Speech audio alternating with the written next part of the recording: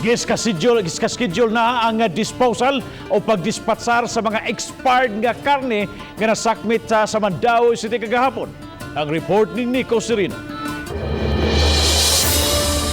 Gipugnan kagahapon sa City Veterinary Office kining 20-footer refrigerated container van nga giparking sa barangay Subang Dako, Mandaue. Nasayran base sa tip nga unang nadawat sa Cebu City Veterinary Office nga duna kinisud nga expired meat nga gikatakda na for rendering o idispatchar.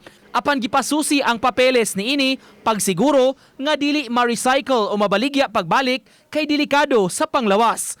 Kagahapon sa hapon sa pagtambayayong sa National Meat Inspection Service o kumpanya nga midawat sa kargamento, gibuksan ang container van. Moabot sa 8 toneladas sa processed poultry products ang sud niini nga gibanabanang mubalor og 200,000 pesos.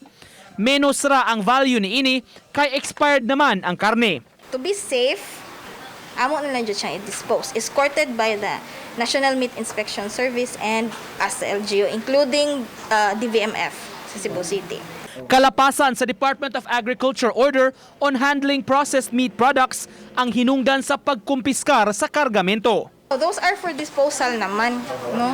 Gi-declared man jud to for dispose, but just to kanang clear out lang na kanang mga issues basin niya i-reuse, so we'll just have to kanang audience on the disposal jud itself. Ugma gikatakda ang hingpit nga disposal niini.